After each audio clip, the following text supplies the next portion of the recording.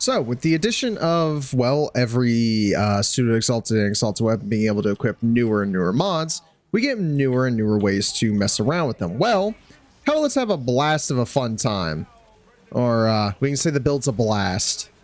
Basically, Umbra with a lot of blast just makes the entire survival mission explode.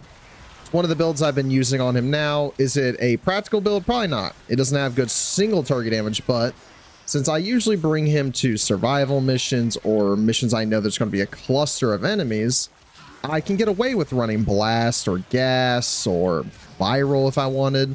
And I never have to worry about energy usually due to the fact that I use electricity on my Exalted blade, thanks to Chromatic Blade, using a light colored emissive or accent, whichever one it is. So I just get energy off killing things, but if that doesn't help, you can run a purple Archon shard or similar, like Equilibrium or stuff like that. I think I need to put a purple shard on him. I don't remember if I have one or not, since as you can tell, I am still having a few issues because I keep sliding when I shouldn't be. But as you see, it is working quite well, quite nicely. And if you wanted, you can mix it with Wrathful Advance, which is what I do use, and get even more crit chance out of your build instead of just using Blood Rush and such. But these are just the basic enemies in the area. And as you can tell, well, if I add Wrathful Advance to it like I did earlier, everything kind of just explodes. So let's get the, and there was an Eximus unit actually.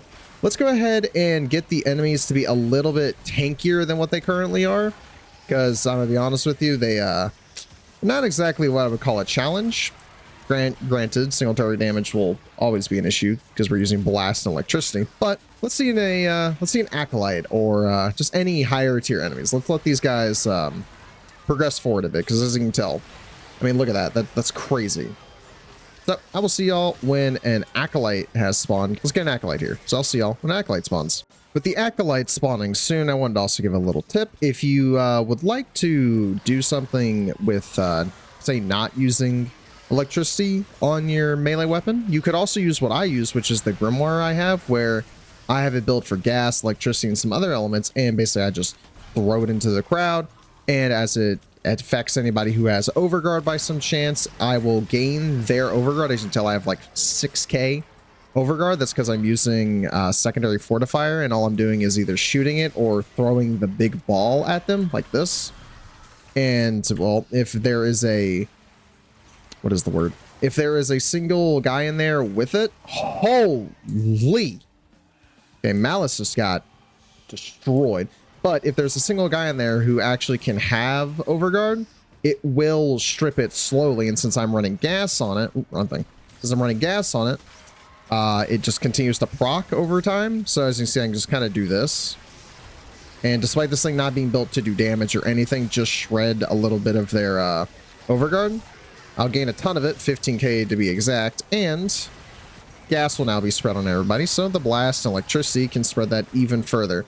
And even when it comes to the guys up there, I get it with the, come on, no, whatever.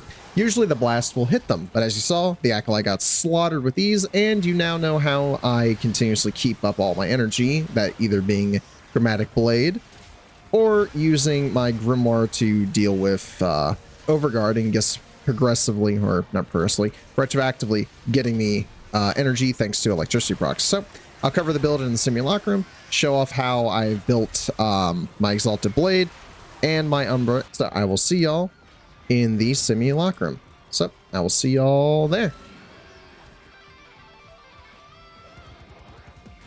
Alrighty, so I got out of that mission after about 10-15 minutes. That was about the same thing. I threw out my book, killed. So the way the build works is quite simple. I run a Wrathful Advance build. Why are there two of my, I'm not even gonna ask. Wrathful Advance is Kullervo's helmet ability. Basically, you'll get melee crit chance from wasting some energy, and it has about 15-ish, not 15, what is it, like 10? I think it's 10 seconds, but with prime continuity it's a little higher. But my Excalibur Umbra is Steel Charge, all three Umbra mods, Archon Stretch, Chromatic Blade, as I had said, Adaptation, Blind Rage, Prime Continuity, and Warrior's Rest for more strength. I take advantage of that because now he won't, whenever I press 5 for me, when I go to my Drifter, he won't just wander around get rid of all my buffs. We have Arcane Strike, so that whenever we get hit, we get attack speed, and Multi Augmented just increases Exalted Blade just that much more. The way I built my Exalted Umbra Blade, I know, blasphemy, I have taken off all, not all, but both of the Umbra Formas on there. I really shouldn't have at first, but because I kind of would have preferred Galvanized Steel. Not Galvanized Steel, Sacrificial Steel, but I like Galvanized Steel. They're both very useful and both very nice. This saves me a slot for crit damage. This gives me more crit chance, but with Blood Rush now being able to be used on Psuedo Exalteds and Exalted weapons, it's now not that necessary. It's a pretty basic build with Prime Reach, Conditional Overload, Galvanized Reflex, all three Galvanized mods. Blast, but more electricity so we can get melee influence. Yes, it's a melee influence build. Opportunities Reach, so when we do get TennoCreate, it has a longer melee range because this does shoot out a blade. I have another one just like it, but this is Viral Electricity. Same thing, basically. And then I have another one where it's gas and electricity, and this one is just as good, if not better, because of the whole way gas works. I really do enjoy it, but that's how I have it built. Now I will show you how it works in the Simulacrum because I just showed you how it worked in a Steel Path mission. All right, when it comes to using the build, it's quite simple. You'll have enough energy to use your Exalted Blade right off the bat, and what I usually do is press 3 and, well, watch the enemies either blow up, and if they don't blow up, I just start swinging. As you see, it is quite powerful, quite nice, especially when you mix it with Wrathful Advance. And, well, you just saw me using this blast build just a bit ago. But what about that gas build? That is the one I recommend quite often to my buddies who may not have been playing Umbra for a while or just haven't tested out the new Pseudo Exalted changes or Exalted changes. And it's quite nice because all you have to do is hit one enemy. And, well, gas kind of does its thing and kills everybody. And you're probably thinking, okay, well, that's just the Oracle. Well, it does the same thing to the Sculpture minus the big fat one. I mean, look, I didn't even have to come over here to swing my sword because the only one living is the big fat one. And even then, I can just... Okay, there he goes. He'll die to either the gas or someone. So as you see, the build is quite nice and quite powerful, as you see, because it does work. It's not just like, oh, it only works for certain things. No, it works in most, if not all, survival missions. Is it going to take you to level cap? Probably not. But I don't play at level cap at all. I mean, look at that. That's just fun. Watching everything around you, minus the ones that weren't in the line with it.